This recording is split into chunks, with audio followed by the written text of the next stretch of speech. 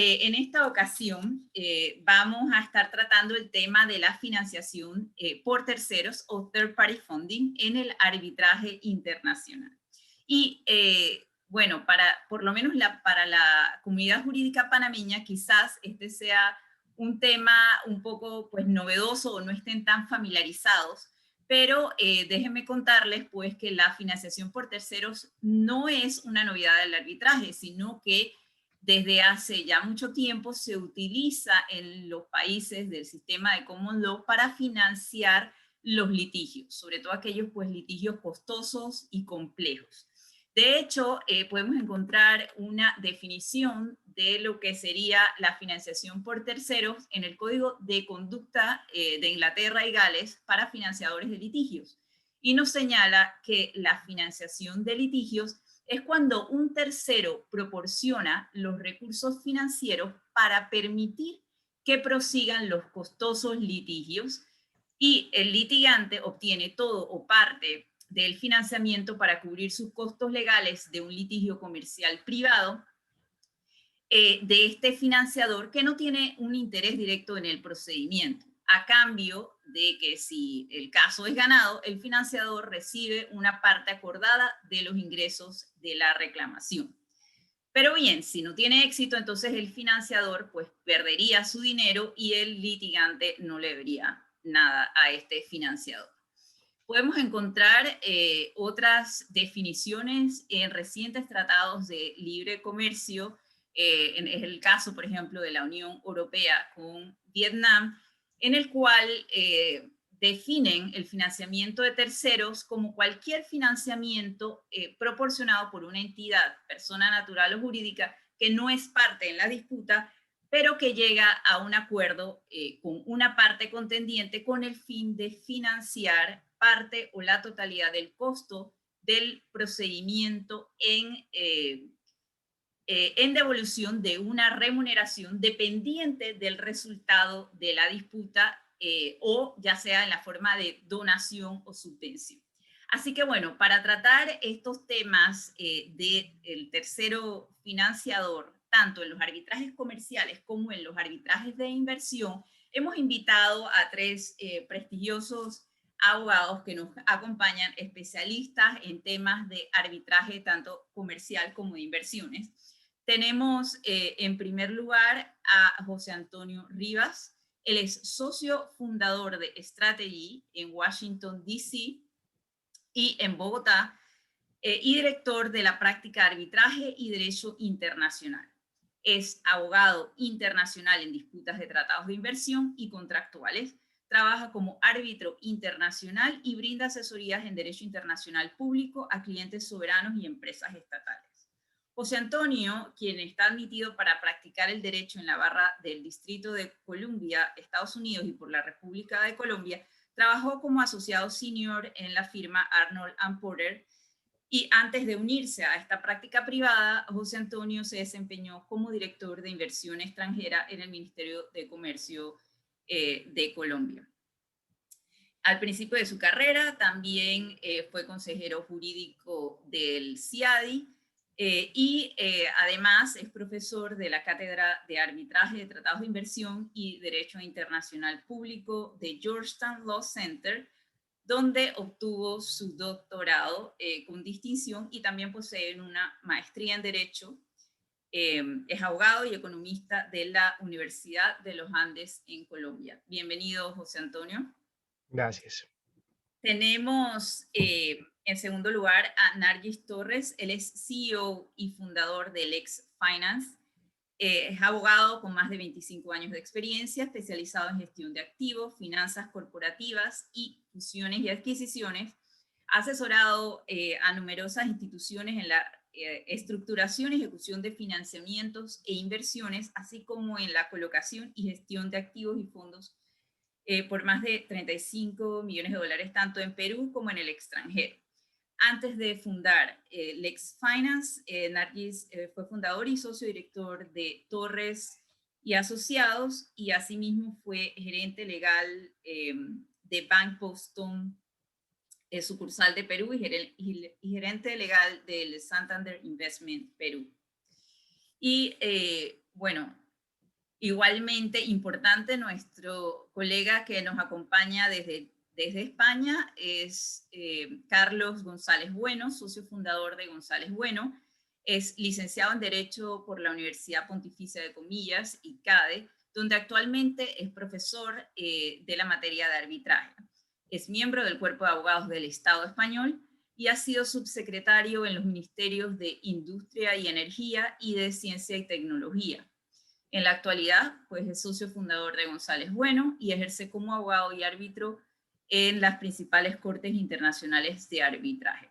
Además, pues también es un prolífero autor y se ha destacado en los principales rankings de abogados como Who's Who Legal y Chambers and Partners, que lo reconocen como un Most in Demand Arbitrator en España. Así que, bueno, con esta breve introducción de quienes nos van a estar acompañando, ¿verdad?, en esta tarde de hoy, me permito entonces entrar en materia y empezarles a preguntar para que ellos entonces nos puedan ilustrar sobre este tema de los terceros financiadores en el arbitraje internacional. Y voy a empezar a preguntarle a nuestro amigo Nargis cuál es el rol de estos terceros financiadores dentro de los arbitrajes internacionales, tanto comerciales y de inversión, y si hay alguna diferencia. Nargis, el micrófono es tuyo. Bien, muchas gracias, Margie, por la invitación y por estar con todos mis apreciados colegas en este evento. Respecto a tu pregunta, me parece que la manera más, digamos, ilustrativa de entender el financiamiento de terceros es como una herramienta de gestión de riesgos. El financiamiento de terceros permite, desde una óptica ex ante y ex post, facilitar contratos y facilitar que existan disputas que sean eficientes. En la parte ex ante, permite que se celebren contratos y se gestionen inversiones de una manera que no existiría o no se harían o nadie invertiría si no existiera la posibilidad de obtener financiamientos para hacerlos, ¿no? ¿Por qué? Porque cuando uno hace una inversión, busca o proteger que se ejecute un contrato o incumplirlo de manera eficiente pagando la compensación adecuada. Y muchas veces eso tiene un costo y ese costo hace sentido que un tercero lo asuma o que comparta el riesgo de poder tener éxito o no en ese reclamo. Entonces, por un lado, facilita transacciones, facilita inversiones ex ante.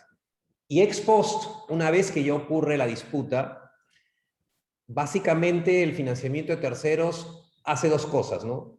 Provee capital financiero para cubrir los costos o para comprar participaciones en acuerdos. Y en segundo lugar, provee capital humano, porque los financiadores, con el conocimiento y experiencia que tienen del mercado y las transacciones, permiten que un tercero, ajeno al cliente y al abogado, pueda dar una visión de si una disputa es viable o no económicamente. Puede ser que legalmente uno pueda tener la posibilidad de ganar, pero muchas veces, si uno no tiene la posibilidad de hacer efectivo ese cobro o esa disputa, se queda simplemente como una victoria pírrica, ¿no? Entonces, ayuda a manejar el riesgo de decisión, el que te den la razón, y por otro lado, ayuda a manejar el riesgo de cobro, es decir, que puedas cobrar lo que efectivamente obtuviste en tu laudo o sentencia. Entonces, eso me parece de manera, digamos, gráfica, es lo que es el financiamiento de terceros, ¿no? Es una herramienta de gestión de riesgos que ayuda ex ante a que existan contratos e inversiones que no existirían si no existiría el third party funding, y ex post provee capital humano y capital financiero para manejar mejor el riesgo de decisión y el riesgo de cobro.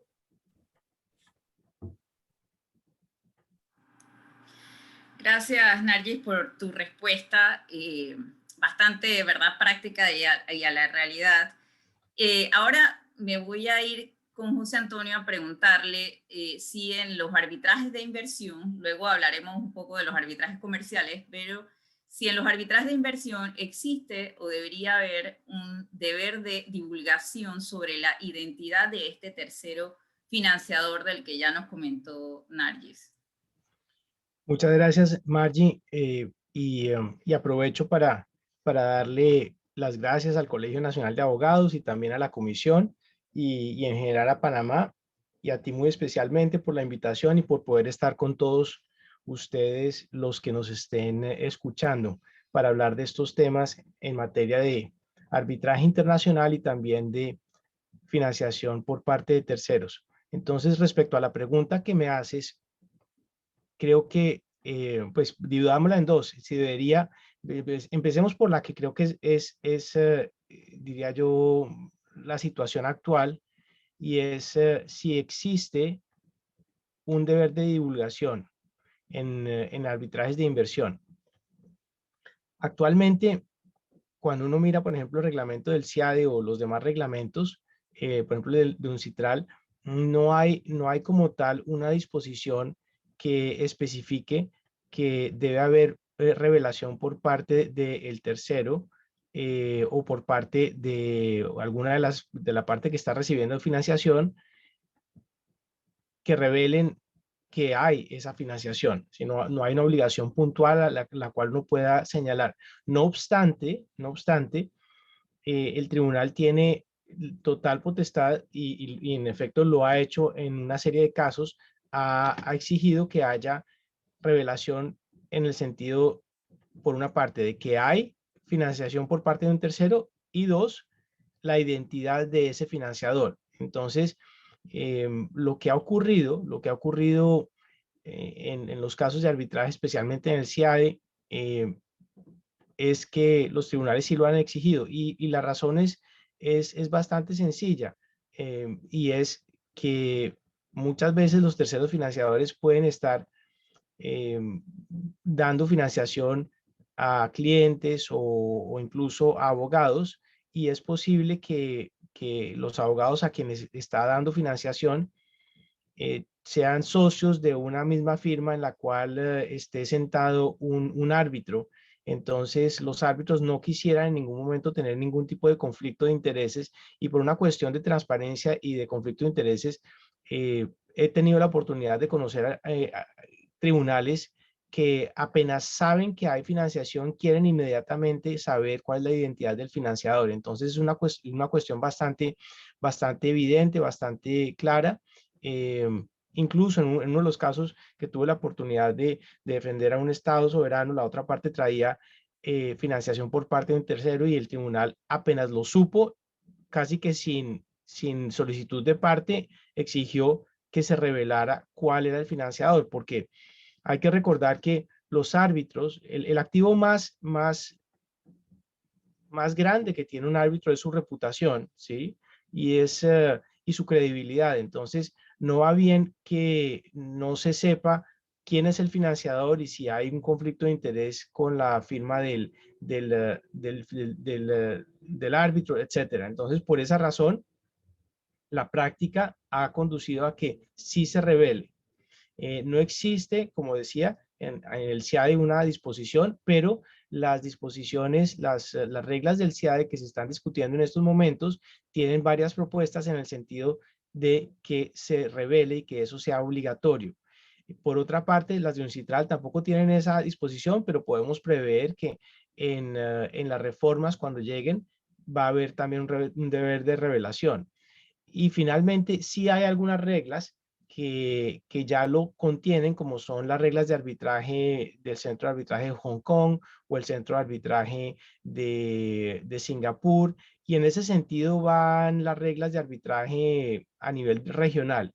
Entonces, para concluir, aunque no existen todavía en el CIADE, se puede prever que esa sea una disposición bastante sencilla. Solamente queda por decir que dentro de los financiadores, yo he escuchado que algunos no quieren que haya deber de revelación, lo fundamentan básicamente en el sentido de que puede no ser necesario o en el interés de su cliente, porque eso aumenta los premiums, aumenta el costo de la financiación, pero mi opinión es que debería haber y tiene que haber, porque es una cuestión de transparencia con todas las partes y con el mundo. Eso es. Gracias, José Antonio. Y de hecho estaba viendo aquí, ¿verdad? La última versión, que es la quinta versión que el CIADI ha publicado, y mantiene, ¿verdad? Ese deber de revelación de que el poder del tribunal de ordenar la divulgación de información sobre la financiación del acuerdo, pero se ha eliminado una parte, ¿verdad?, que señala o señalaba que si lo considera necesario en cualquier etapa del procedimiento. Entonces ha quedado incluso más general todavía, ¿verdad?, esa norma. Así que bueno, vamos a ver si esa va a ser la definitiva. Todavía queda oportunidad para comentar sobre estas disposiciones. Ahora me voy a Carlos, ¿verdad?, a preguntarle si es el mismo caso, ¿verdad?, en el arbitraje comercial internacional y cuál ha sido la experiencia. Los tribunales también han ido por solicitarle a la parte que revele la existencia de la identidad de este tercero financiador. El esquema, muchas gracias Maggie, el esquema es muy parecido al que ya ha comentado José Antonio para el arbitraje de inversiones, y la razón de ser es exactamente la misma. Los árbitros tenemos una sensibilidad enorme por nuestra independencia y nuestra imparcialidad, y queremos saber cuáles son las partes, en todas cosas, porque podríamos tener que abstenernos de conocer un determinado. Entonces yo, como socio de un despacho, y cuanto mayor sea el despacho, más probabilidades va a haber, puedo estar sentado en un tribunal de arbitraje y resulta que otro arbitraje, quizá otro socio, quizá incluso en otra capital, pero en todo caso de mi misma firma, esté asesorando y esté actuando como abogado en un asunto en el que ese third party funding esté interviniendo. Las combinaciones son múltiples. Un simple ejemplo, pero son muchas. Y yo, desde luego, quiero conocer esa información. Quiero conocerla. A lo mejor se revela como no necesaria o como no determinante a los efectos de que me tenga que abstener o que simplemente revelarlo, que existe esa circunstancia, pero quiero tener la información, porque si no la tengo, estoy en absoluta oscuridad y estoy fragilizando el laudo que en su día dicte como árbitro único, como miembro del tribunal, y por lo tanto es una información que debe existir. Yo creo que la tendencia internacional, pensemos que hay muchísimos reglamentos de muchísimas cortes, muchísimas leyes nacionales de arbitraje. Este es un proceso lento. Yo creo que la tendencia progresiva y a buen ritmo es hacia ir tipificando ese deber de revelación, esa transparencia absoluta. Yo creo que tiene mucho sentido y que se acabará imponiendo. Por lo que respecta a mi experiencia personal, en un caso muy concreto, tienes que intuir que existe ese tercer financiador. Porque, claro, las partes lo puedo decir de entrada, la tengo un tercer financiador, no existe quién es. En cuyo caso es fácil decirlo, la me tienen porque tengo que usarlo, esto es mi independencia. Pero puede ser que no digan nada. En un caso muy concreto que afectaba a una parte que demandaba a un banco español, yo tenía motivos para pensar que existía. En fin, yo le dirigí la pregunta muy claramente a esa parte, y en una respuesta quizá no tan clara dijo que no existía. Claro, yo no tenía herramientas ni tenía motivos. Yo ya me había cubierto. Si me dice que no me puedo poner un detective para hacer el averiguo. En fin, no fue muy contundente, pero bueno, dijo que no, y a efectos del expediente ese tema estaba zanjado. Yo ya le había dado la oportunidad de revelarlo, no lo había hecho, y continuó con normalidad. Pero luego yo me sentía mucho más seguro a partir del momento de que había indicios que podían apuntar a plantear esa pregunta y que se me contestara en un sentido negativo. Gracias, Carlos, por compartir tus experiencias, ¿no?, en ese punto, y bueno, y la reacción, ¿verdad? O sea, nació de ti en ese momento preguntarle, ¿verdad?, a las partes si había o no un tercero financiador. Aprovecho para comentarles, ¿verdad?, a todos los que nos escuchan que pueden escribir sus preguntas en el icono de preguntas y respuestas, y también pues en el chat del Facebook del Colegio Nacional de Abogados. Y ahora sí, voy a preguntarle, bueno, a Nargis me gustaría preguntarle cuál es el contenido que usualmente podemos encontrar en los contratos de financiamiento. Sabemos que no todos son iguales, pero al menos esas cláusulas tipo que usualmente podemos encontrar en este tipo de contratos. De acuerdo. A ver, desde mi punto de vista, hay 8 cláusulas que todo abogado o cliente tiene que mirar con mucha atención. El primero, obviamente, es el tipo de financiamiento, ¿no? Cuando uno habla de financiamiento de terceros, uno puede estar hablando del financiamiento a riesgo, es decir, sin recurso, es decir, no tiene la obligación de devolverme el dinero o no tiene la obligación de pagarme un interés, simplemente tengo una participación en el éxito, sea por un múltiplo o por un porcentaje. Es decir, financiamiento a equity, por decirlo así, como cuando uno invierte en una compañía. Luego hay el financiamiento también de deuda, ¿no? En el que uno presta el dinero a una tasa de interés y con condiciones que la estructura de la transacción lo haga. O puede ser un financiamiento también mixto, ¿no? Entonces, es bien importante decir si el financiamiento es con recursos, sin recurso, a éxito o con una tasa de interés. Eso es bien importante tener claro. Segundo, el monto, ¿no? ¿Hasta qué monto se está comprometiendo el funder a poner, ¿no? Y eso generalmente está atado al presupuesto que le presente el cliente con el abogado, ¿no?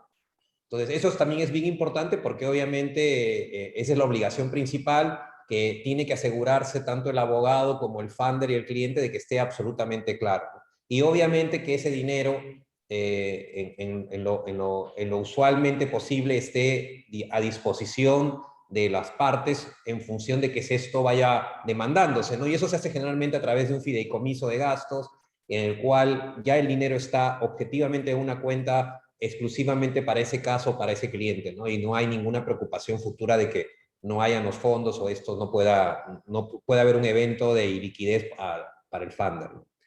Tercero, la contraprestación, es decir, a cambio de qué me vas a financiar, ¿no?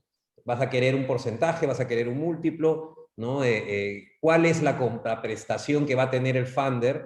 ¿Y en qué momento o en qué prioridad va a cobrar, ¿no? ¿Primero cobra el cliente o primero cobra el funder o primero cobra el abogado? ¿Cobran los tres a la vez, par y paso? Entonces, es bien importante poner cuál es la contraprestación y en qué momento se paga, ¿no? Y eso generalmente uno lo establece en un waterfall donde se establece claramente el orden, los montos y los órdenes de pago, ¿no? Es muy importante, a veces no se le presta atención al tema del orden de pago y a veces, como ustedes saben, muchas veces lo que uno obtiene no es lo que pensaba obtener. Y aquí viene la pregunta clave de quién es el primero en recuperar su dinero, ¿no? El cliente, el abogado, el funder, los tres a la vez, es claro tenerlo eso bastante en blanco y negro. El cuarto elemento es los límites, es decir, hasta qué monto se compromete el funder a financiar, ¿no? Nunca ningún funder financia abiertamente, es decir, sin ningún límite, ¿no? Porque obviamente esto es algo muy importante que tiene que tenerlo presente, y esto no solamente tiene que ver con el límite económico, sino también con el límite temporal, ¿no? O sea, cuando el negocio de financiamiento de terceros es como cualquier negocio financiero, ¿no? Lo que busca el inversionista o el funder es el valor de dinero en el tiempo.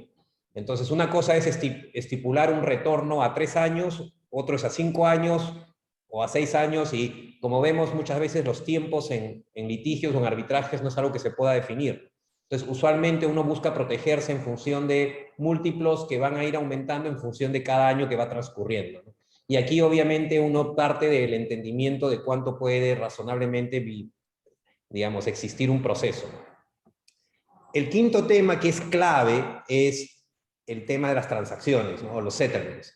Obviamente esto es algo que la decisión final siempre es del cliente, ¿no? Y que actuará en base a la recomendación o al consejo que le pueda dar su abogado o el funder, pero siempre es el cliente el que decide si decide transar o no transar, ¿no?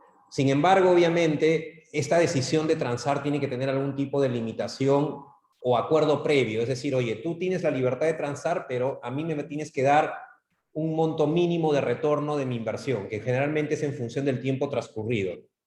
Entonces, eso es clave. Nadie le quita el derecho al cliente de poder decidir si transa o no transa, si llega a un acuerdo o no, pero debe quedar claro que si decide transar a un valor menor al esperado que pueda obtener el retorno o pueda cubrirse los gastos del abogado o del proceso, tendrá que asumirlo el cliente de su propio bolsillo. Entonces, eso es bien clave para evitar discusiones posteriores y es importante que esté en el acuerdo.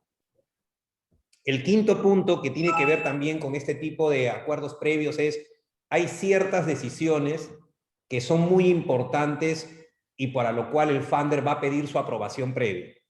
No, el funder no pretende nunca revisar todos los temas legales, los documentos, pero sí que se le consulte y que se obtenga su aprobación en ciertos elementos básicos que son las bases de un acuerdo, ¿no? Por ejemplo, si Si la estrategia del caso implicaba no bifurcar un arbitraje, pues eso se espera, ¿no? Porque la bifurcación implica más tiempo y más costo. Entonces, si al final el abogado y el cliente deciden bifurcar, van a tener que dar una muy buena explicación al funder de por qué y obviamente obtener su aprobación porque va a demandar más tiempo y más costo. Entonces, hay ciertas decisiones estratégicas que tienen que ser aprobadas desde el primer momento. Adicionalmente, por ejemplo, cosas básicas, ¿no? Que son importantísimas. Y es una regla de sentido común que se aplica en el derecho, ¿no? Un buen caso con un mal abogado lo vas a perder. Un mal caso con un buen abogado es muy probable que hasta lo puedas ganar. Entonces, el elemento de quiénes son los abogados y obviamente quiénes son los árbitros es central en el momento que un funder decide o no decide financiar un caso. Todos los funders tienen información y registros y data sobre los abogados y sobre los árbitros. Y obviamente, como en toda profesión, uno se siente más cómodo trabajando con unos y con otros en función de su especialidad, en función de su responsabilidad o qué tanto es asertivo. Entonces, es clave, ¿no? Entonces, cualquier cambio material, sea voluntario o involuntario respecto de los abogados o respecto a los árbitros, también usualmente los funders van a querer tener la posibilidad de decidir si continúan o no involucrados en el caso. Luego tenemos el tema de la terminación, ¿no? ¿En qué casos, por ejemplo, el funder puede válidamente decir, bueno, corto mis pérdidas, decir stop loss y ya no sigo financiando y hasta ahí llego, ¿no? Que puede ser justamente porque ocurra alguno de los eventos anteriores y no nos pongamos de acuerdo en una nueva retribución o simplemente no tengamos la confianza en ciertos árbitros o en ciertos abogados que es, bueno, digamos, decisión del cliente decidir si continúa o no, o que los contrate o no. Y por último, que es algo muy importante también debido a que esta es una industria, sobre todo en los países de derecho civil, bastante nueva y novedosa, es el tema de la ley aplicable y la jurisdicción competente para resolver cualquier tipo de disputa, ¿no? Entonces, generalmente lo que se busca son jurisdicciones que sean amigables y que permitan este tipo de financiamiento y que obviamente tengan cierto bagaje de jurisprudencia y doctrina que permita predecir cualquier decisión o cualquier disputa, ¿no? Sobre, por ejemplo, temas de confidencialidad, temas de conflictos de interés, temas de disputas en cuanto a retribuciones, ¿no? Entonces, aquí tenemos los países de derecho civil una ventaja muy grande respecto a los países del common law porque ellos tienen ciertas restricciones que vienen por una tradición anglosajona de restricciones al financiamiento de terceros o participación de terceros en disputas. En ese sentido, el derecho romano y toda nuestra bagaje cultural que compartimos los países de Iberoamérica, ahí tenemos una ventaja competitiva muy importante, ¿no? Entonces hay que saber muy bien por eso a qué ley y a qué jurisdicción sometemos el contrato de financiamiento y sus disputas. Entonces yo diría que esos son los 8 temas más relevantes que cualquier, digamos, litigante, cualquier abogado o cualquier funder debería enfocarse en la negociación de un financiamiento. Muchas gracias, Nargis, por hablarnos pues punto por punto de los temas que deberían tratarse. Y este último en particular sobre la legislación aplicable parece bastante interesante porque países como Hong Kong, por ejemplo, tienen ciertas restricciones, ¿verdad? Sabemos que no se permite que la financiación por abogados en el caso que ellos representan. Es decir, esto para evitar, ¿verdad?, los honorarios contingentes, que los honorarios contingentes entren dentro de esta definición de financiación por tercero. Entonces, en este caso, eso lo prohíbe la propia legislación. Así que verdaderamente interesante tener ese punto en cuenta. Bueno, ahora quisiera preguntarle a José Antonio si existe o debería haber un deber de divulgación del contenido del contrato, ¿verdad?, que nos ha hablado Nargis, entre el tercero financiador y la parte financiada. José Antonio. Muchas gracias, Mardis. Bueno, pues la pregunta es muy interesante y es una de las preguntas que se debaten más en los círculos de arbitraje y de financiación por parte de terceros. Entonces, abordémosla en 2 partes. La primera es si existe un deber de divulgación del acuerdo de financiación o como se le conoce en inglés, del Litigation Funding Agreement. Y la respuesta pues es bastante sencilla. En realidad no existe un deber, no existe una obligación de divulgación cuando uno revisa por ejemplo, los reglamentos del CIADI o revisa el reglamento de un citral o revisa otros reglamentos, no hay una obligación puntual y particular que exija esa divulgación. En otros reglamentos asiáticos, digamos que esa obligación se está poniendo ya más de presente cuando uno mira tratados de nueva generación de inversión. Existen referencias a la posibilidad de que el tribunal lo exija y hay que decir que el tribunal, y esto es importante, hay que decir que el tribunal siempre puede exigir que la parte revele ya sea la identidad o que hay financiación o quién es el financiador o cuál es el contenido del acuerdo de financiación u otras cosas que ya vamos a discutir. Entonces, el tribunal siempre lo puede hacer. En la actualidad, digamos que en términos generales no existe ese deber, pero sí ha habido ocasiones en las cuales los tribunales, particularmente del CIADI, han ordenado a que la parte que ha recibido la financiación comparta el acuerdo o el contrato de financiación, ¿sí? Y eso nos conecta con la siguiente pregunta, y es si debería haber una revelación de ese acuerdo de financiación. Y por supuesto, ustedes ya deben imaginarse que los financiadores tienen una perspectiva y normalmente los estados demandados tienen otra perspectiva, ¿sí? La perspectiva de los financiadores y el inversionista es que no debe haber una revelación del contrato de financiación y lo que se alega ahí es que, o lo que se dice es que el contrato de financiación no involucra a las partes como tal, no es un acuerdo de financiación que tenga nada que ver con el contenido de la disputa, con las alegaciones de violación del tratado de inversión o del contrato de inversión, que es totalmente independiente, es un contrato de financiación que nada tiene que ver ni con la jurisdicción ni con el contenido de las violaciones o alegadas violaciones.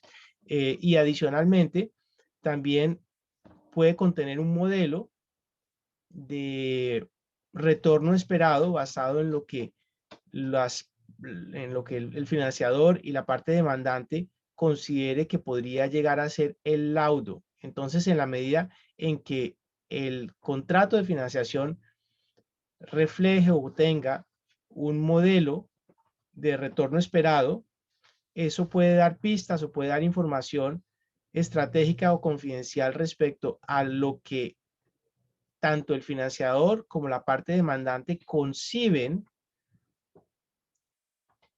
que podría llegar a ser el laudo, ¿sí? Y por lo tanto, puede contener esa parte estratégica que normalmente está reservada para la relación abogado-cliente, ¿sí?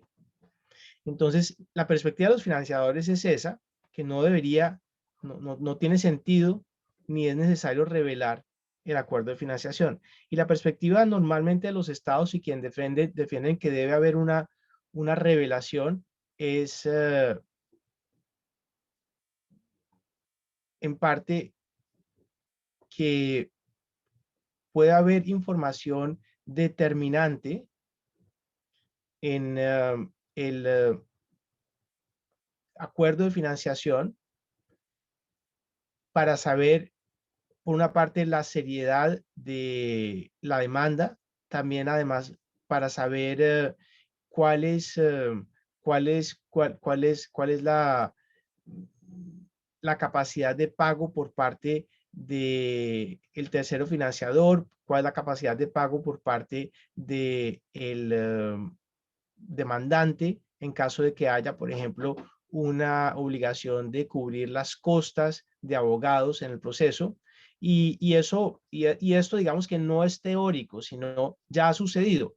Particularmente, digamos que hay más de un caso, hay 3, 4 casos, pero por razones de tiempo los voy a dejar solamente con uno. En el caso de García Arnas contra Venezuela, el tribunal, luego de hacer una revisión de documentos in camera, es decir, solamente el tribunal mirando los documentos,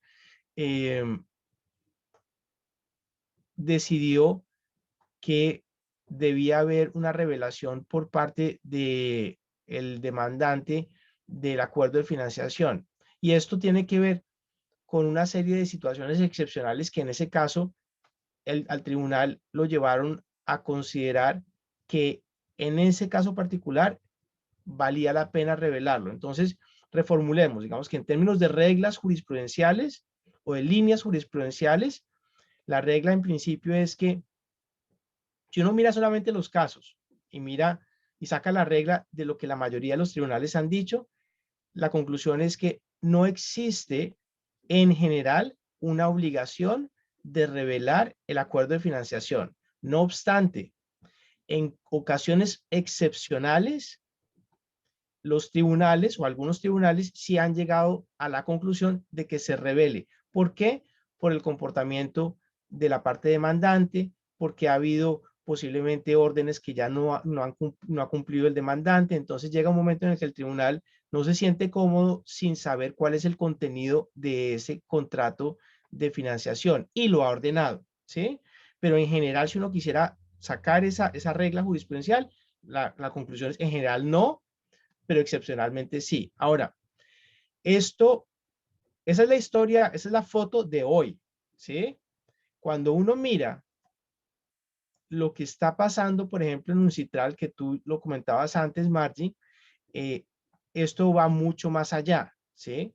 Hay, por ejemplo, hay propuestas que son bastante de avanzada, lo llamarían unos, bastante agresivas, lo llamarían otros, donde esta lógica de regla general y excepción se voltea totalmente. Y lo que se dice es que en general el tribunal lo puede hacer, no solamente que el tribunal lo pueda hacer, sino que se dice, la parte financiada estará obligada a revelar al tribunal y a todas las partes contendientes y en disputa la siguiente información. Bueno, la información que tiene que ver con el nombre del financiador y su dirección, etcétera. Pero aquí lo más importante en la regla, ese es el borrador de regla 7, en el numeral C dice el acuerdo de financiación y sus términos, ¿sí? Es decir, aquí estamos hablando de lo más amplio. Normalmente los tribunales lo que hacen es moderar ese tipo de información que se comparte, haciéndolo de alguna manera en escalas. Es decir, dicen, revele el acuerdo, pero no tiene la obligación de revelar todo. Usted puede tachar lo que en inglés se llama redacted, es decir, que se tacha en negro ciertas partes confidenciales, o se dice, esa es una forma de limitar la información comercial que se está compartiendo. Otra forma de limitar la información comercial que se está compartiendo es darle solamente al tribunal el acuerdo de financiación para que sea solamente este el que vea. Pero como estamos viendo, la propuesta que les acabé de leer es una propuesta muy de avanzada o bastante agresiva según algunas personas. Eso es, yo creo que esa es una visión de la foto y lo que puede venir hacia adelante. Todavía esto no se ha decidido porque son propuestas todavía. Bueno, muchas gracias. Gracias, José Antonio, por darnos esa visión y bueno, de lo que puede venir, ¿verdad? Y yo me pregunto, y bueno, me gustaría más bien preguntarle a Carlos, ¿qué impacto podría tener la intervención de un third party funding sobre el tribunal arbitral? Es decir, el hecho de que un litigante, ¿verdad?, haya obtenido financiación de un fondo prestigioso internacionalmente, podría convertirse en un sesgo positivo de que presenta un caso sólido. Carlos. Sí, te voy a contestar en términos muy abstractos y generales, Marti, porque los árbitros tenemos alergia a los biases, a los sesgos, y oigo hablar de un sesgo donde pongo a la defensiva como lógica. Yo creo que no es descabellado pensar que un determinado tribunal, por el hecho de que una de las partes no tenga financiación suficiente, le produzca una disposición no favorable al caso. La idea de que no tienes crédito económico para financiar se puede traducir en sentido figurado de no tener crédito. Una persona que no tiene crédito no solo es la que no tiene crédito económico, sino que no es creíble. Entonces, ese salto mental de no tener crédito económico a no tener crédito en la fundamentación de tus pretensiones, creo que podría eventualmente darse. Sin embargo, también puede ser la situación exactamente contraria, y es que un tribunal se encuentre con que hay una financiación de un tercero, pero esa financiación es de un financiador muy sofisticado, con un historial de éxitos y de selección de asuntos muy específico y muy exigente, y que al tribunal le transmita la sensación de, uy, estos señores si se han metido en este asunto, si han puesto su propio dinero, porque es fácil de palabra apoyar a los terceros, pero poner el dinero, poner el skin in the game, ¿no? Jugarte tu propio dinero en una determinada inversión, puede transmitir una imagen positiva. Eso compensaría, a mi modo de ver, esa falta de crédito, en principio, de que alguien tiene que recurrir a financiación porque no puede ni siquiera financiar su asunto. Podría compensarse, se podría producir una compensación de crédito negativo con uno positivo y neutralizar al tribunal. Creo que es una información interesante, a mí me parecería interesante, no prejuzgo cómo reaccionaría frente a ella, intentaría tener la reacción más neutra posible y desde luego dependería de las circunstancias del caso, pero me parece más allá del deber de revelar y que me influya en mi independencia e imparcialidad, me parece que es una información interesante. Muchas gracias, Carlos.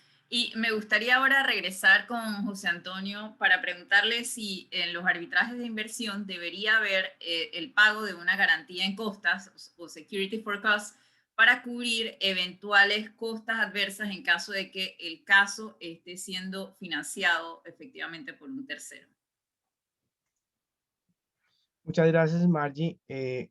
A ver, como en los dos anteriores temas de los cuales he hablado, tanto el deber de revelación de que hay financiación, su identidad, y el deber de revelación del acuerdo de financiación, en este tema tampoco uno puede ubicar una disposición o reglamentos que puntualmente generen esa obligación de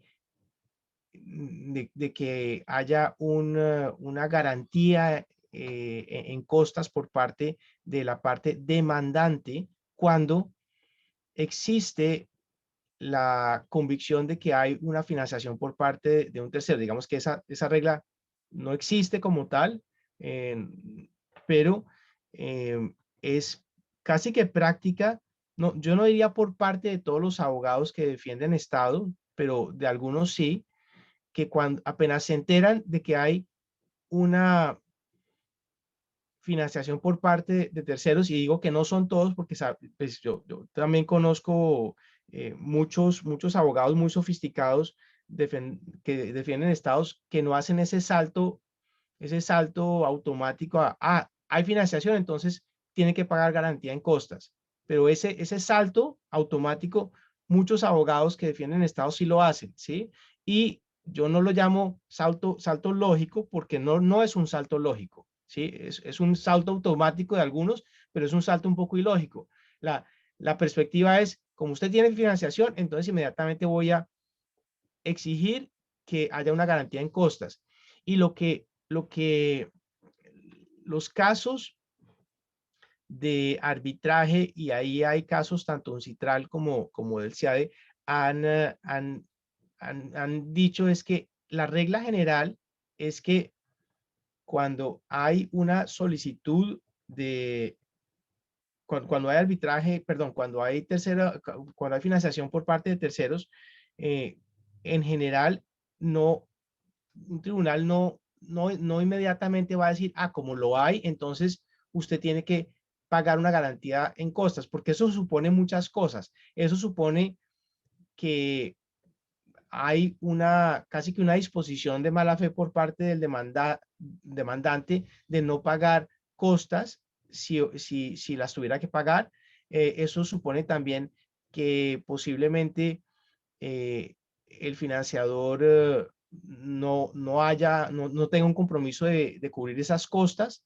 Eso supone también que si hay una serie de supuestos que no se pueden hacer y los tribunales en general han dicho, pues esa regla general no existe. Entonces, entre esos casos, por ejemplo, está el caso de Eurogas, donde la garantía en costas fue negada por parte del tribunal. Por el solo hecho de que haya financiación de terceros no quiere decir que tenga que haber una garantía en costas. También en el caso de South American Silver, el tribunal dijo el hecho de que haya financiación solo no quiere decir que haya un riesgo de no pago de las costas en caso de ser condenados. Entonces, ese es el punto central. También en Escosol contra Italia fue denegada, y como lo vimos sobre la pregunta de si debía haber un deber de revelación por parte o respecto al acuerdo de financiación, aquí pasa algo similar. En ocasiones excepcionales, los tribunales han llegado a concluir que podría ser necesario que en un caso particular sí se revele, perdón, sí se exija el pago de una garantía en costas, ¿sí? Por ejemplo, ese es el caso, eso fueron los casos de RSM, perdón, contra Santa Lucía, y también el caso de García Armas contra Venezuela. En esos dos casos, los tribunales consideraron la forma de actuar por parte de la parte demandante y vieron que había como una especie de forma de comportarse por parte del demandante que llevaba al tribunal a tener mayor seguridad si le exigía un pago de una garantía. ¿Por qué? Porque en algunas ocasiones pasadas el demandante podía no haber cumplido con ciertas obligaciones pecuniarias respecto al tribunal, porque no se había comportado bien, etcétera. Entonces, hay que decir que en términos de reglas jurisprudenciales, uno lo que dice es, así han actuado los tribunales. Las reglas generales no, pero si hay razones excepcionales para exigir ese pago en garantía, lo han hecho. Otra arista de esto, y es algo en lo cual yo creo que no hay, yo no me atrevería a llamarlo una línea jurisprudencial, es que es la siguiente pregunta. Bueno, ¿qué pasa con el hecho de que una parte demandante de manera clara y notoria no tenga los recursos para pagar las costas de abogados? ¿Sí? Entonces, interesantemente, algunos tribunales han visto ese hecho como una razón para exigir una garantía en costas, ¿sí? O para que el demandante de alguna manera haga el arreglo que tenga que hacer con el tercero financiador y que se pague esa garantía en costas, o que haya un pago de un seguro en caso de que haya una condena en costas, ¿sí?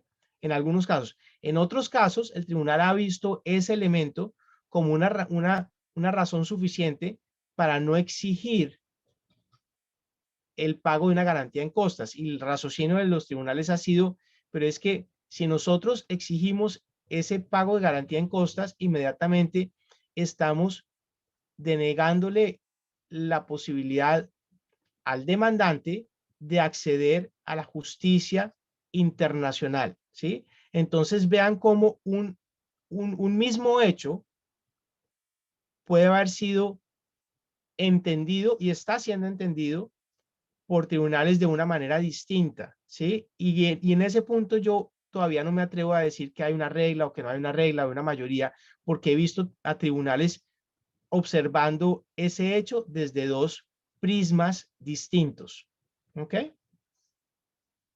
Y por ahora, digamos que yo creo que ha habido bastante sapiencia por parte de los tribunales a a no apresurarse a dar ese salto ilógico de, hay financiación, entonces yo lo tengo que condenar en costas, lo cual no tiene sentido, ¿sí? Hay que probar mucho más para llegar allá. Muchísimas gracias, José Antonio. Y la verdad sí, interesante ver el desarrollo de la nueva regla del CIADI, ¿verdad? La regla 53, que se refiere específicamente al tema de Security for Cost. Y de hecho, el tener una financiación por terceros es simplemente un elemento más, ¿verdad? Entre todos los elementos a considerar por el tribunal arbitral. Así que yo creo que ahí igualmente queda claro que el simple hecho pues, de tener ese tercero financiador no hace la regla. Habría que ver todas las otras circunstancias. Pero bueno, viniendo pues de un país que ya ha sufrido también esas ocasiones, ¿verdad? En las cuales pues no ha podido recobrar las costas, pues también vemos con muy buenos ojos esta nueva disposición por parte del CIADI. Y bueno, ahora quisiera preguntarle a Carlos, ¿cuál ha sido la práctica en los arbitrajes comerciales internacionales? Y si hay alguna diferencia con respecto a lo que nos ha comentado José Antonio en el caso de los arbitrajes de inversión. Sí, yo creo que ahí yo suscribo totalmente el enfoque de prudencia que habéis hecho los dos. Pero sí que hay algunas diferencias. Hay algunas diferencias porque, por ejemplo, la Asociación Inglesa de Third Party Funders, en su código de conducta, prevé como regla general o subsidiaria que el funder tenga que pagar las costas de la parte contraria. Lo da como algo por supuesto. Esto está muy en línea con el Arbitration Act de 1996 de Inglaterra y Gales, que también permite al tribunal arbitral ordenarlo. Y el CIA, la Corte de Arbitraje de Londres, también contiene una regla semejante. Es decir, desde luego en Inglaterra, que es un mercado importante de los third party funders y un centro muy importante, no le voy a decir que se dé por supuesto, pero se admite con considerable amplitud. Pero a mí me parece que es un tema muy delicado, porque como acertadamente decía José Antonio, puede tocar el acceso de las personas físicas o jurídicas a la justicia. Es una cuestión de auténtico proceso debido de tutela judicial efectiva. La idea de que alguien pueda no acceder a los tribunales arbitrales en nuestro caso, porque no tenga una financiación suficiente como para financiar a sus propios abogados y además a los de la parte contraria, siendo así que en arbitraje de inversiones son cantidades muy relevantes, pero también puede serlo en un arbitraje comercial internacional. Eso es muy delicado. Para un tribunal a mí me parece que es muy delicado. Sobre todo porque puede ocurrir que esa situación de insolvencia la haya provocado precisamente el incumplimiento que se está denunciando. Dice, ahora yo no tengo dinero para financiar los costes de la parte contraria porque es que me ha arruinado en mi inversión o en mi negocio, si estamos hablando de un arbitraje comercial. Es que precisamente acudo a los tribunales porque me ha dejado sin blanca y quiero recuperarlo. No me digan, como no tiene usted dinero, como consecuencia del incumplimiento contrario, usted no puede llevar ese incumplimiento porque nos estaríamos metiendo realmente, nos habrían metido en un auténtico callejón sin salida en el cual nos generaría una indefensión total.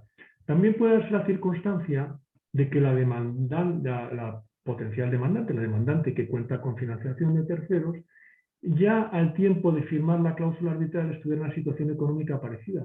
No parece lógico ni parece de buena fe que la demandada le exija una solvencia que no tenía en el momento relevante de la firma de la cláusula, porque, oiga, si usted exigía esa solvencia, ¿por qué la firmó? La firmó en un estado de cosas que ahora no puede pretender revertir. Por lo tanto, es muy delicado y claro, el problema de los arbitrajes comerciales internacionales es que la difusión de los laudos es mucho menor que en el arbitraje de inversiones y por lo tanto la jurisprudencia es considerablemente menor.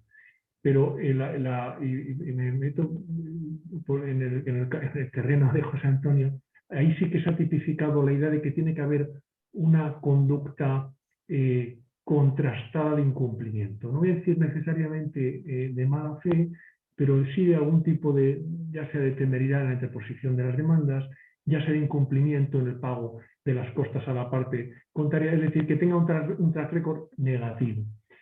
Lo que no veo tan claro es que en qué medida el tercer financiador contribuye a este debate o cómo es un factor determinante, porque las mismas circunstancias podrían darse sin necesidad de un tercer financiador.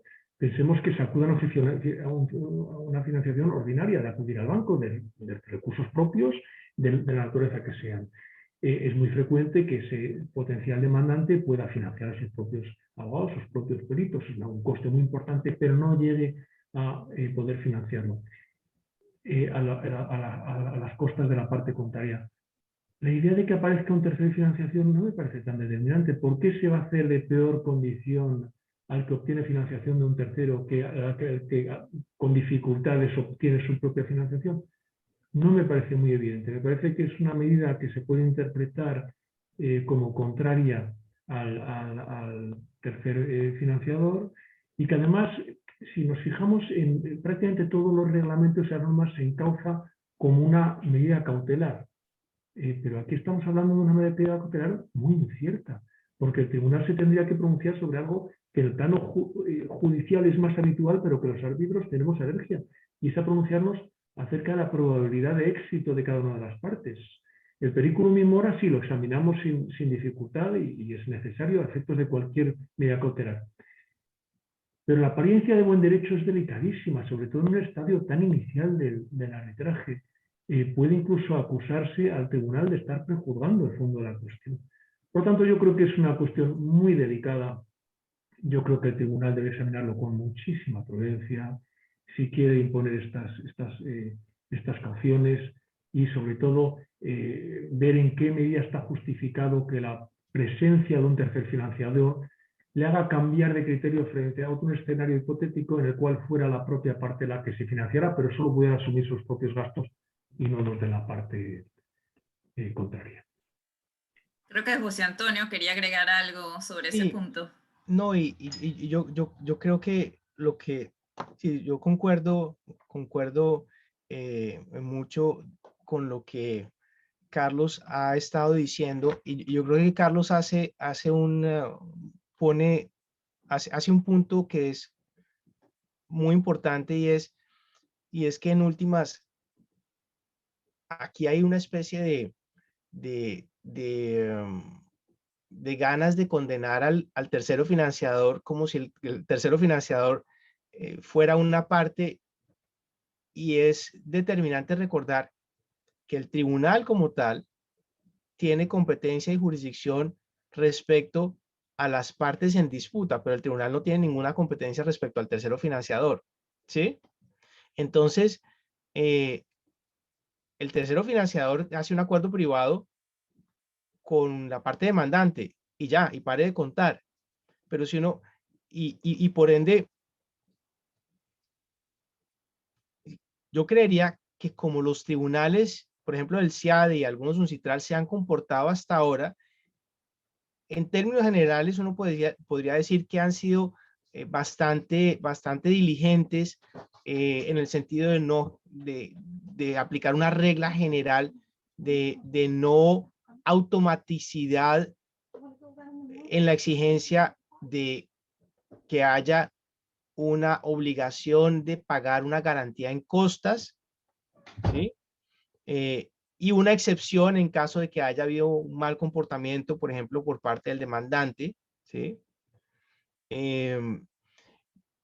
Pero lo que uno ve en estos momentos, o por lo menos una de las dos opciones que uno ve en las propuestas de modificación al reglamento, es una lógica contraria, y es casi que automaticidad de pago de garantía. Es por lo menos la propuesta A del borrador de disposición 9 de las reglas del CIADE, la última versión de las reglas propuestas en el CIADE.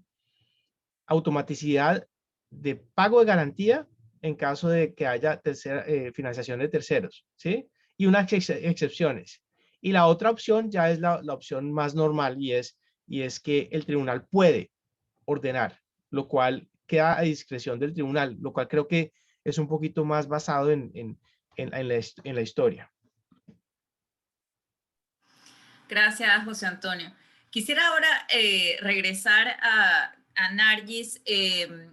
Nos comentaste dentro de tu exposición sobre el contenido de lo que podía encontrarse en el contrato de financiamiento, la posibilidad, ¿verdad?, de que las partes en disputa lleguen a una transacción en el medio del arbitraje. Entonces, quería que nos comentaras, por favor, tu experiencia, ¿verdad?, en estos casos donde se llegan a acuerdos o transacciones en los arbitrajes.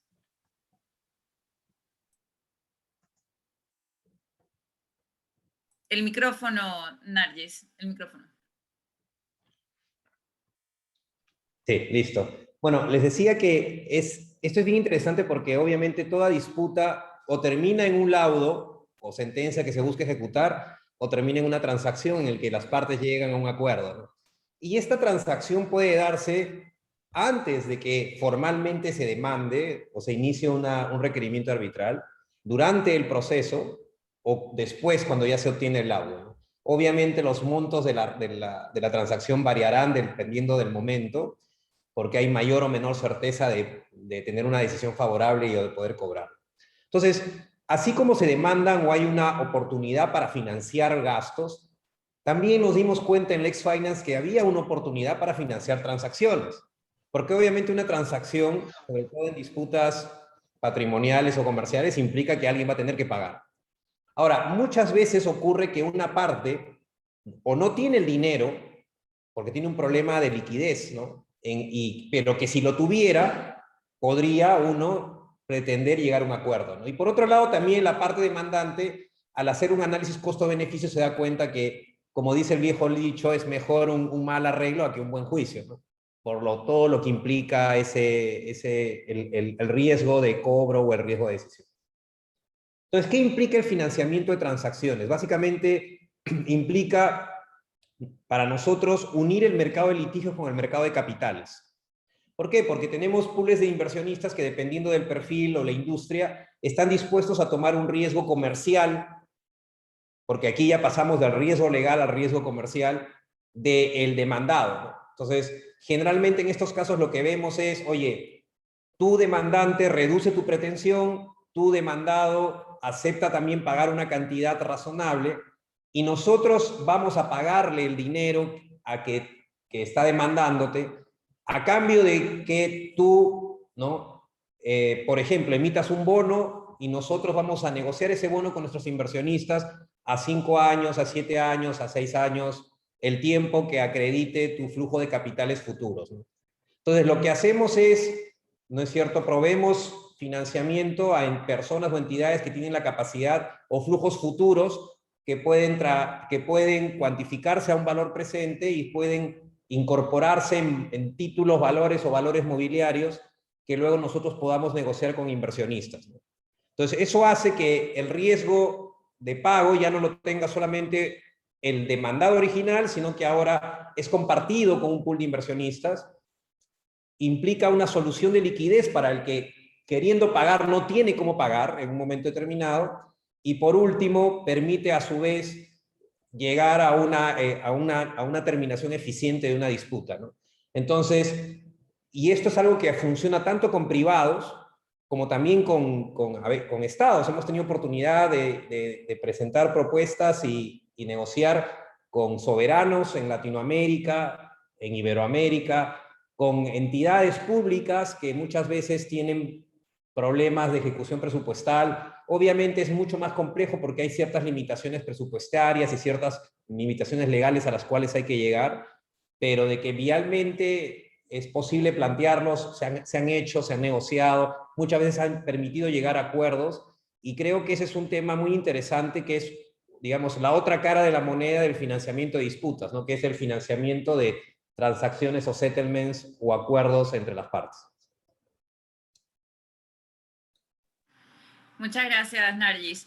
José Antonio, en la última intervención pues nos estabas comentando, ¿verdad?, que hay distintas visiones dependiendo de dónde pues mirabas, ¿verdad? Si era de la parte del tercero financiador o si era de la parte pues de quien representaba, del Estado o quien representaba al Estado. Y la verdad es que en los últimos años pues hemos encontrado varias críticas al uso de los terceros financiadores en los casos de inversión en contra de estados la presentación de posibles demandas frívolas. Entonces me gustaría preguntarte pues si debería haber alguna clase de prohibición o limitación de los third party funding en los arbitrajes de inversión, o son estos contrarios al espíritu de los tratados de inversión. ¿Qué nos puedes comentar al respecto? Muchas gracias, Margis, por la pregunta. Sí, como bien lo señalas, en estos momentos hay bastantes críticas a el financiamiento por parte de terceros en arbitraje de inversión, y incluso esas críticas han llevado a propuestas que son propuestas, algunas prohibitivas de la financiación de terceros, ¿sí? Entonces, pues algunas son totalmente prohibitivas y dicen que no puede haber financiación de terceros. Simple y llanamente, algunas son un poquito más sofisticadas en el sentido de que devolver la no financiación por parte de terceros un elemento de un requisito del consentimiento para el arbitraje de inversión. Otras son de denegación de beneficios, etcétera. Digamos que algunas propuestas son bastante prohibitivas, y en términos generales yo me atrevo a decir que muchas de esas concepciones donde se trata de prohibir el financiamiento por parte de terceros en arbitraje de inversión están basadas en mitos y en prejuicios. ¿Y por qué digo esto? Porque el mito, parte del mito es, y si uno quiere hablar de mitos, el primer mito es que los terceros financiadores financian demandas frívolas, ¿sí? Entonces, ¿por qué digo que es un mito? Porque yo digo, en general, obviamente no puedo conocer el universo de todos los financiadores, de todos los terceros financiadores, pero aquellos que se conocen son compañías que hacen toda una debida diligencia respecto a los diferentes elementos de un caso. Entonces miran el elemento de jurisdicción, miran si hubo violaciones, miran si los daños son aquellos que la parte podrían llegar a ser aquellos que la parte está solicitando, y finalmente miran el tema de ejecución del laudo, dependiendo de la jurisdicción o en uno de los miembros del CIADE, cuando se trata de un caso bajo el convenio del CIADE. Entonces hacen una debida diligencia. ¿Por qué? Porque su motivación es financiera. Ellos reciben un retorno solo si el demandante gana. Entonces, si se tratara de una demanda frívola, sería al tercero financiador, es a la última parte a la que le conviene financiar una demanda frívola, porque una demanda frívola por definición no se va a ganar, ¿sí? Entonces esa idea de que un tercero financiador está aumentando las demandas frívolas es un mito, ¿sí? No es así. Ahora, que el tercero financiador financie un caso o haya financiado un caso que no salga victorioso, sí, eso ha ocurrido. Eso le ha ocurrido a varios terceros financiadores que han financiado casos que han perdido o que no han ganado los daños y perjuicios que estaban esperando, pero hay que entender que lo que hace el tercero financiación en sí mismo es una inversión, y una inversión, como muchos de los que hacemos arbitraje de inversión lo sabemos, una inversión tiene una característica, y es que tiene el elemento de riesgo y tiene el elemento de expectativas de ganancias. Entonces, si hay riesgo, eso quiere decir que el tercero financiador puede ganar o puede perder, así como la parte, pero eso no quiere decir que la demanda sea frívola.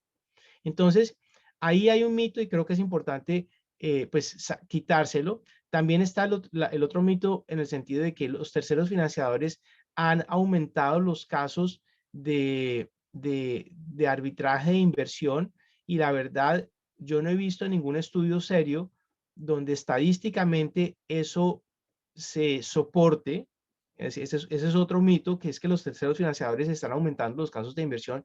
Los terceros financiadores están, en algunos casos, obviamente buscando un beneficio propio de ganancia, pero al mismo tiempo están supliendo un vacío en el mercado, ¿sí? Y es que hay partes que no tienen los recursos para llevar sus propios arbitrajes, porque los arbitrajes de inversión por definición son arbitrajes bastante caros. Un arbitraje de inversión, yo diría que con menos de 3 millones de dólares para costas de abogados y de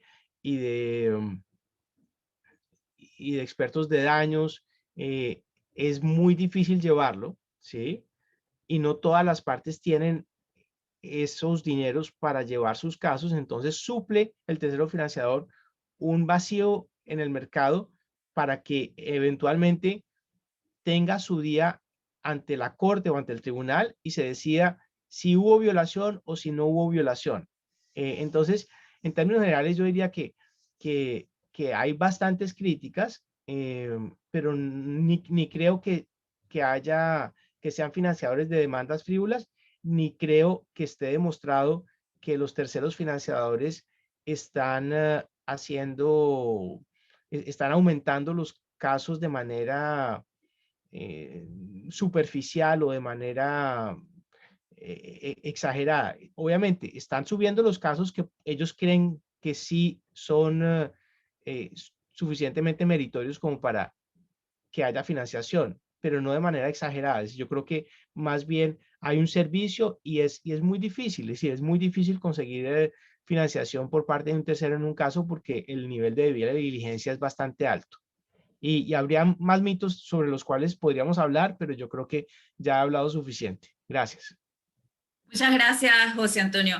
Y bueno, algo interesante, ¿no? Mencionabas, bueno, el tercero financiador solamente cobra, ¿verdad? Si la parte demandante gana. Pero bueno, ¿qué pasa, verdad? Si lo que la parte demandante gana, ¿verdad? No es lo suficientemente, ¿verdad? Para cubrir lo que el tercero financiador tenía esperado recuperar, porque tenemos que tener en cuenta que no solamente es lo que el tercero financiador ha invertido, sino que puede haber en ese contrato, que muchas veces no conocemos el contenido, ¿verdad? Puede haber dentro de ese contrato unos honorarios contingentes, es decir, no solamente es lo que estoy financiando, sino eso multiplicado, ¿verdad? Digamos, en las diferentes etapas y lo que esperaría él recobrar. Entonces, me gustaría preguntarle a Carlos, ¿verdad? Si esos gastos de ese tercero financiador podrían incluirse como parte de la recuperación de las costas. Sí, es una pregunta muy interesante, Margie, con cierta complejidad, porque los escenarios son muchos.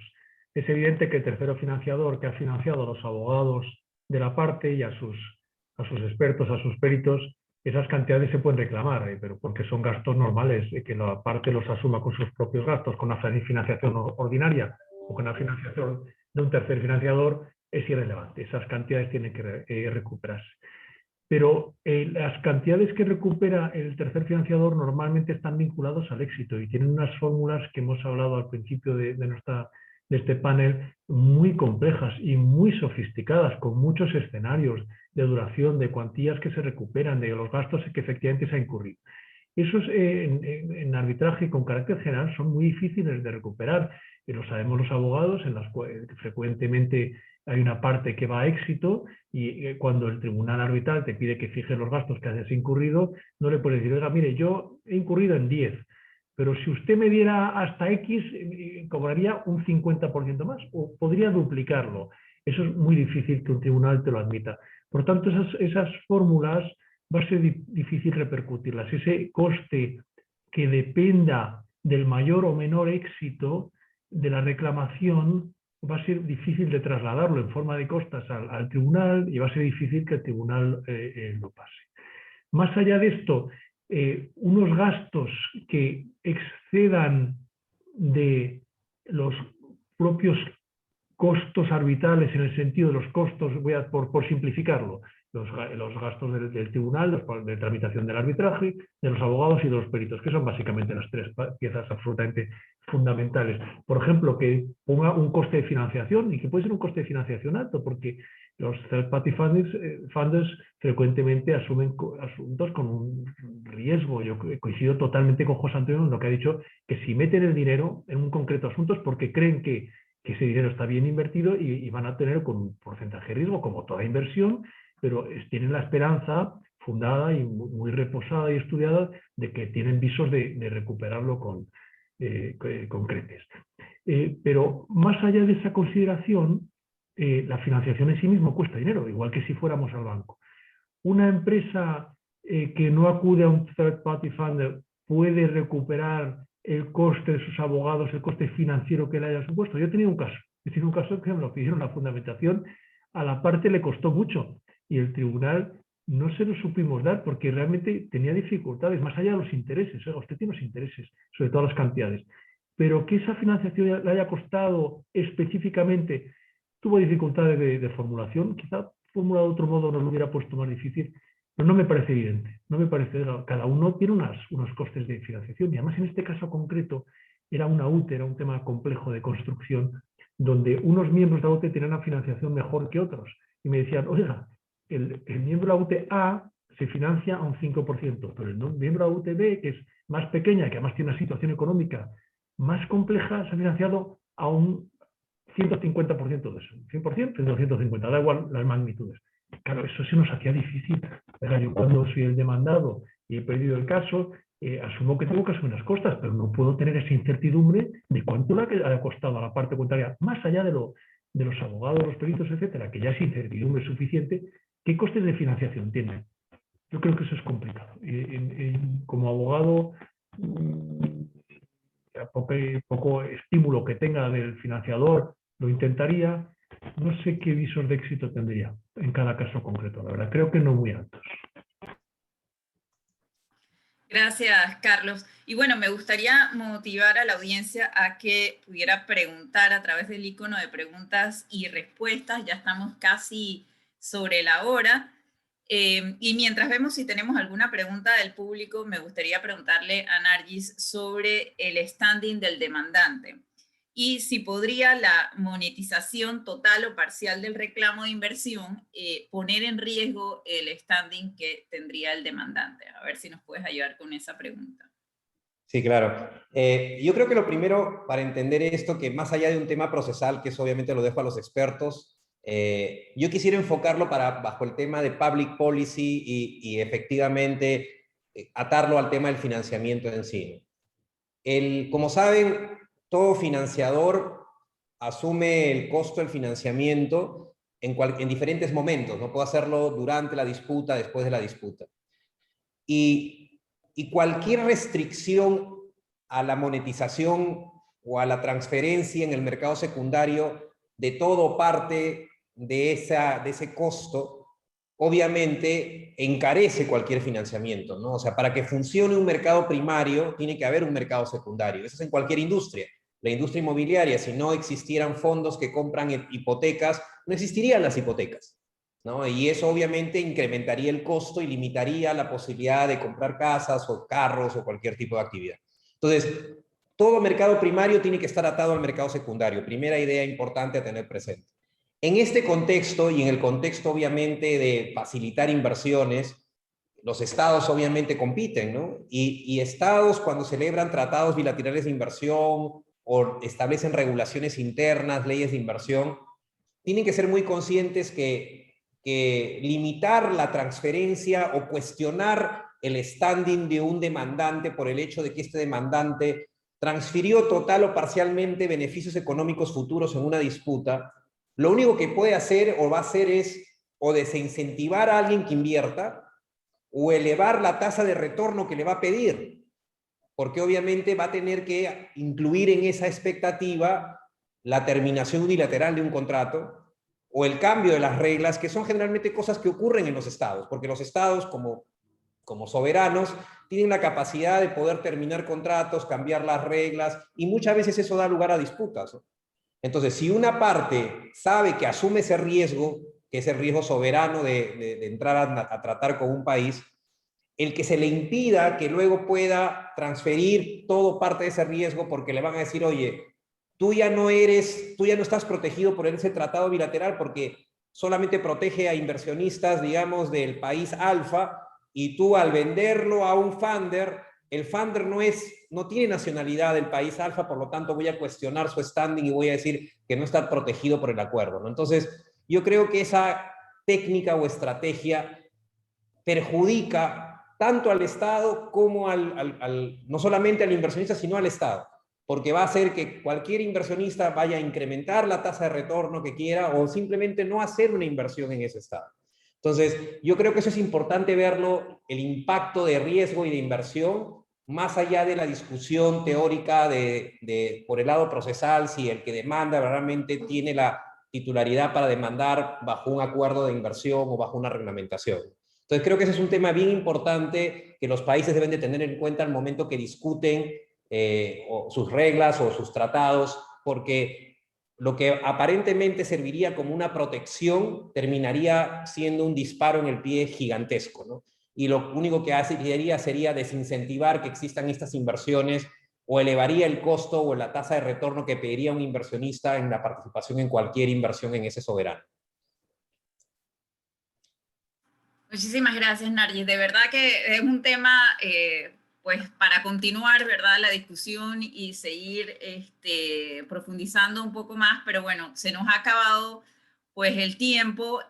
Yo sí quisiera, pues, aprovechar para agradecer, ¿verdad?, a toda la audiencia que nos ha acompañado. Vimos que en el Facebook estaba el magistrado Hernán de León de la Corte Suprema de Justicia, y hemos podido ver también que nos acompañan pues distintos colegas también y funcionarios del Estado, además de colegas de la Comisión de Mediación y Arbitraje del Colegio Nacional de Abogados, a los que agradecemos su presencia, e igualmente pues agradecemos a nuestros participantes, ¿verdad?, de la tarde de hoy, José Antonio Rivas, que nos acompaña desde Washington, D.C., Nargis Torres desde Lima, Perú, y Carlos González Bueno desde España.